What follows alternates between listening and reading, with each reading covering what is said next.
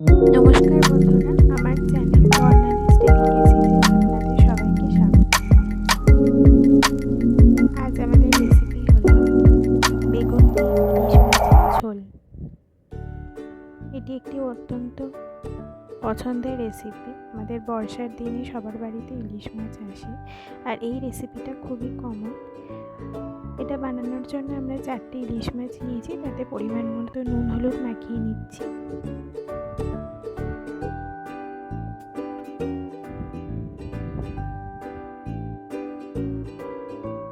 এটা মাখিয়ে নিয়ে 10 থেকে 15 মিনিটের জন্য রেখে দেব। এবার একটা কড়ায় সরিষার তেল গরম করে নিয়েছি, এতে ডুমো ডুমো করে কেটে রাখা বেগুনগুলো ভেজে নেব। এক এক করে বেগুনগুলো তেলের মধ্যে দিয়ে দিচ্ছি।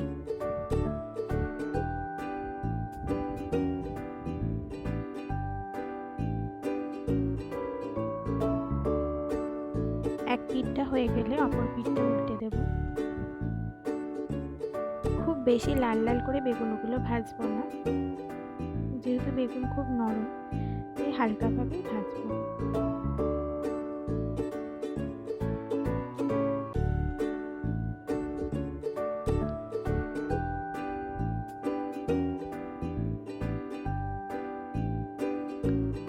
বেগুনে পরিমাণ মতো লবণ ও হলুদ দিয়ে দিলাম।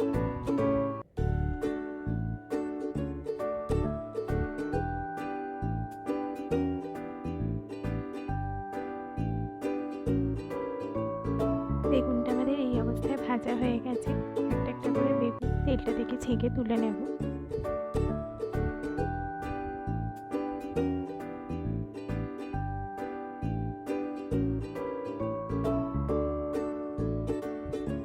প্রত্যেকটা বেগুনই আমাদের ভাজা হয়ে গেছে। এবার ওই তেলের মধ্যে ইলিশ মাছগুলো দিয়ে দেবো। ইলিশ মাছ এমনি খুব নরম মাছ, একদমই বেশি ভাজবো না। একটা পিঠ 1 থেকে 2 মিনিটের বেশি একদমই ভাজবো না। হালকা কালার এসে গেলে অপর পিঠটা উল্টে দেবো।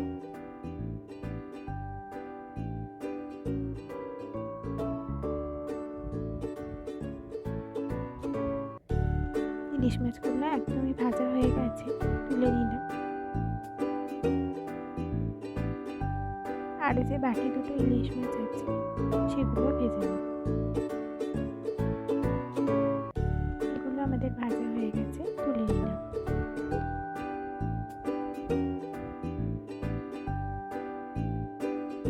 এবার ওই তেলের মধ্যে সামান্য কালো জিরে ফোড়ন দিয়ে দিলাম। হালকা ফোড়নটা তেলের মধ্যে নাড়াচাড়া করে ওর মধ্যে চিড়ে রাখা 4টি কাঁচা লঙ্কা দিয়ে দিলাম। কাঁচা লঙ্কাটা আপনারা আপনাদের পরিমাণ মতো দেবেন, যতটা ঝাল খাবেন। এর মধ্যে হলুদ গুঁড়ো দিয়ে দিলাম 1/2 চামচ ও লঙ্কা গুঁড়ো দিয়ে দিলাম 1/2 চামচ ও সামান্য একটু চিনি দিলাম স্বাদটা ব্যালেন্স করার জন্য।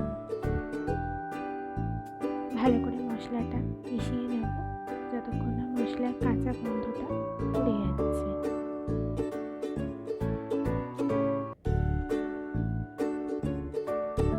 এবার এই মশলার মধ্যে পরিমাণ মতো জল দিয়ে দিলাম। আমি এখানে 1 কাপ জল ব্যবহার করেছি।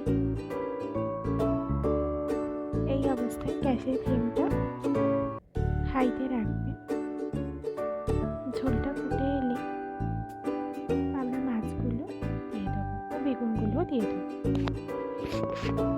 পরিমাণ মতো লবণও দিয়ে দিলাম।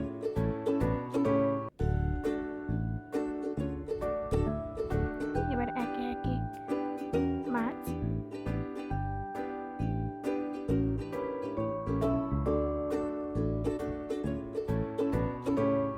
ও বেগুনগুলো দিয়ে দিলাম। রান্নাটা খুবই সহজ একটা রান্না, কিন্তু স্বাদ হয় অসাধারণ। এই অবস্থায়